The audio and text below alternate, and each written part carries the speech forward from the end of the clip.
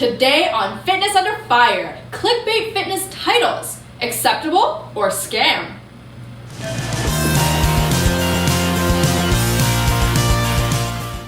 Welcome to another episode of Fitness Under Fire, where we discuss hot, controversial fitness topics. Now, keep in mind that the sides and the debates are chosen at random. So it means that whatever opinions we express may not necessarily be personally our own. We're just trying to present both sides of the argument so that you can decide for yourself. My name is Kat, and on one side today, we've got Al.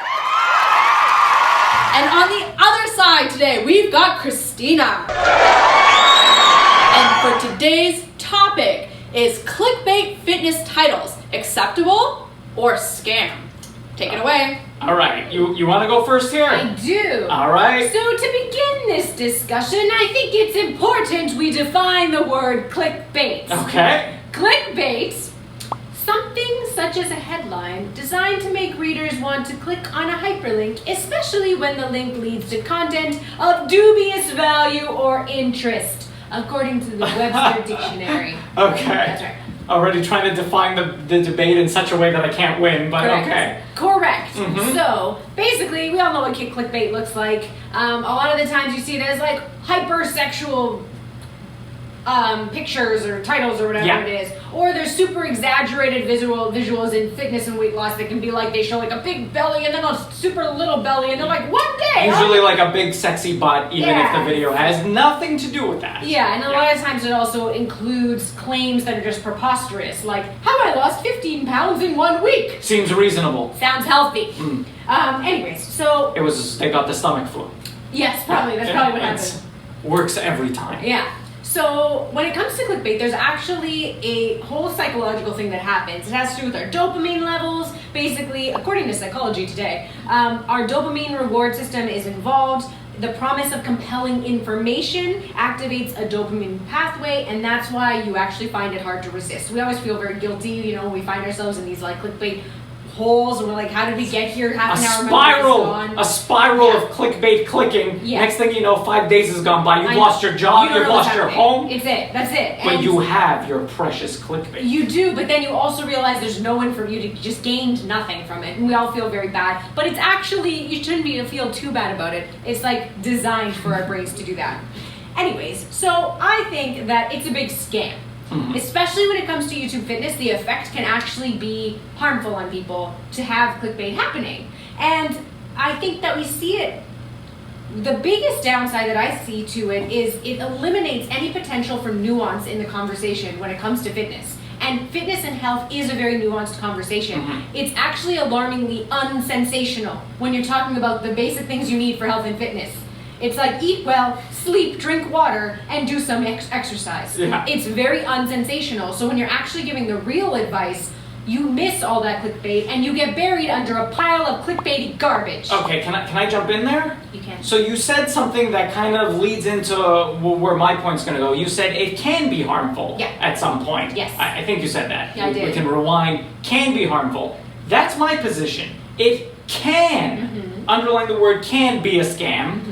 But it can also be acceptable. And there's an important difference and distinction that we really need to highlight. So first off, clickbait is kind of becoming necessary. It's true. Some level of clickbait is becoming I necessary. agree. Just to be able to compete in the online YouTube or Instagram world, it's become very tough. It's been tough on us. Take a look at our subscriber count and our recent views count. Thanks, YouTube. Why are our views going down? Why are you doing this to us? Yeah. Because we're not clickbaiting. We're not clickbaiting enough. So that's my point, is sometimes clickbait thumbnails and clickbait titles, sometimes they're just necessary to even be a part of the game. So what am I talking about when I say clickbait titles? Especially in fitness, you see a lot of stuff like, can't believe this happened to me in the gym, why I'm quitting YouTube fitness, bench press is killing your gains. It's very extreme language. The worst exercise ever. You see? So stuff like that.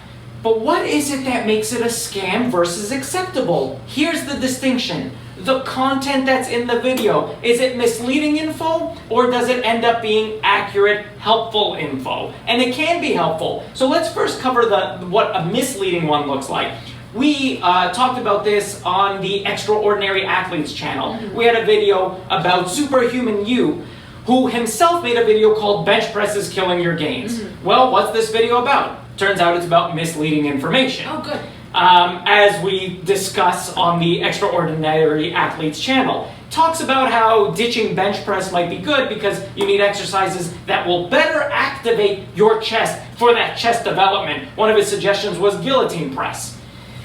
Excellent work. This is not great advice. No. First of all, the bench press has been, and currently still is, one of the best ways to overload and develop the chest. Especially if you're a newbie lifter, just start progressively overloading that bench press, learn safe form, and you are going to build a bigger chest. A guillotine press, not a great piece of advice. That's not the best form, puts your shoulders in a bad position. I don't want to get lost. The name is ominous. It should steer you away from it. The guillotine press? Exactly. Doesn't sound like something you should It's not something I typically advise for new lifters. So that's an example of clickbait. Yes. It was a clickbait title and he gave you misleading information. And honestly, that's not even one of the worst examples. It was just one of the ones top of mind. Grow It With Joe, for instance, often talks about spot reduction in her titles and in her thumbnails. So, and we talked about this in our recent debate about the whole Scott Herman versus Grow With Joe feud. Yeah. So check that out if you haven't seen it yet. We'll pop it up somewhere here. So certainly there's clickbait everywhere that leads to bad content. Spot reduction of fat is a terrible thing to promote. This idea that you should ditch the bench press is a terrible thing to promote.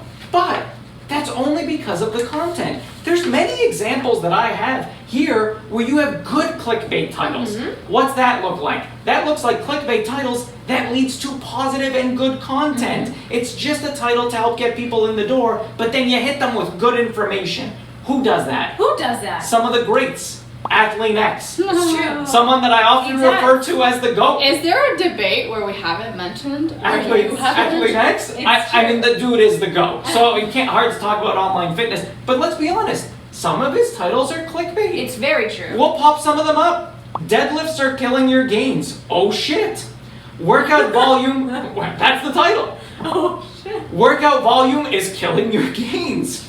The fastest way to big biceps works every time. These are some of his titles, but we overlook his clickbait. Why? Because we know once you actually watch the video, he is giving you good content. And he's using the clickbait to get you to click on his video to watch the good content. Which is totally legit. I agree. Can I give one more example just because I like it? Yeah. Scott Herman literally has a playlist that he admits is clickbait. The 67% faster muscle growth series. It's true. And it's a whole play that he has with his audience, and then what advice does he give? Solid advice, often backed by either science or professional, opinion. It's very true. And I know people do that. I know there's a lot of great channels that do that. Very true.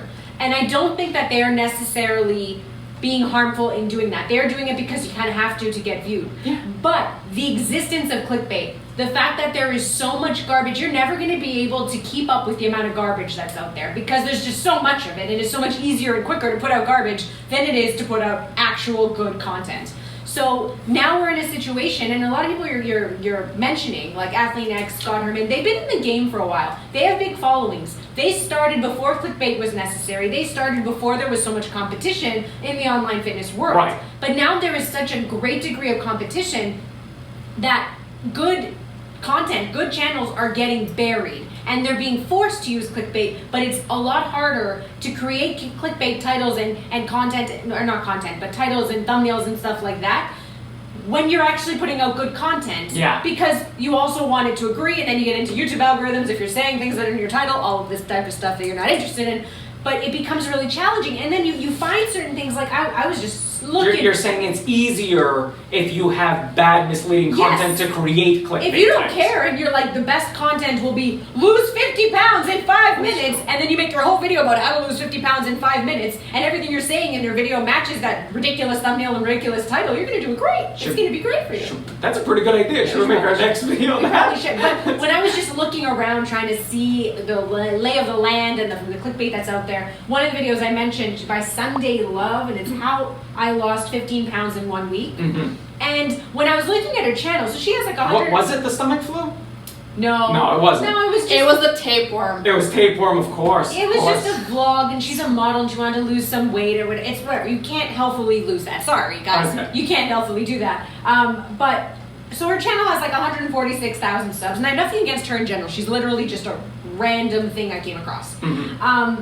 But I was looking at her videos, and they all have like 2,000 views, a couple thousand views. This one, this clickbaity one, 3.1 million views. So they work. It works. But the thing is, it's working for the wrong people and the wrong content. And it's also subconsciously, like even if people are looking at that and know it's clickbait, still when you're constantly, it's a constant barrage of these images, of these thumbnails and these titles, you start like subconsciously thinking that these things are real and comparing yourself to them and getting discouraged. And there's no benefit to that. Yeah, if you all just stop. if you see like a million like how to lose fat off your arms, how to lose fat off your belly, how to lose fat here, you'll start believing in spot reduction of fat. You'll even start doing clickbait. Also includes, you know, sometimes you get an ad by a certain Vince out there, and he tells you to do this quiz. That's clickbait too. The thing where it's like a gambling type thing. It's like a luring you in. Ooh, do this quiz. Can I admit I want to disagree with that? You did the quiz. I did. I know you did. I've done the quiz. Because I'm just like, I gotta check this I need out. to know. I know. We know better. We know better. We know Vince's content is terrible. But you see it and it's good clickbait. It is. And you're like, I need to click on this. People love quizzes. Especially about themselves. They do, and it's just another form of clickbait. Okay, let me chime in here. You make a lot of good points. I do. I'm just two things. One, I do want to distinguish between good and bad clickbait because there is the good ones out there. The Athlete Next and Scott Herman's that I gave examples of. The extraordinary athlete. And I was going to point that out. That's my second point. I'm a little concerned that we're going too far in this clickbait era where people are calling out other people for clickbaity titles, even if the content is good. Mm-hmm. And we've seen this happen on a lot of good videos. We actually got accused of it in one of our videos. Yeah. So we made a video called XOA does the 10,000 calorie challenge on the Extraordinary Athletes channel.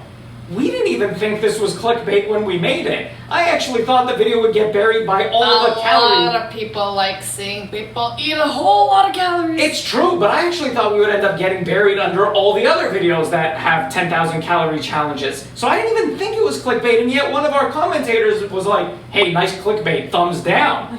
And I'm like, what are you talking about? In that video, we provide excellent information about eating challenge videos and their effect on society. If and we people do say so ourselves. Yes, and patting ourselves on the back a little bit. We're not biased. This is an unbiased discussion. But that's my point though, right? Like, we don't want to go too far and start calling out every title. The point of titling your videos is to be eye-grabbing. And so the idea that we're just going to call out all clickbait titles seems odd to me. What we should call out is good versus misleading content. It's true. But I would even argue that that was a bit clickbaity on our part. I'm not opposed to it. Like I said, like I understand people needing to do it. And the content that was on that video was great. Second to none, I would say. Second to none. We just topped anyway. Yeah, but that's my whole point, right? Yeah, even if it's a clickbait title or even a bit of a clickbait thumbnail, it can be fine. It can be. But I think the main issue is the collective problem that has been created. And if you don't do your digging to at least find the good clickbait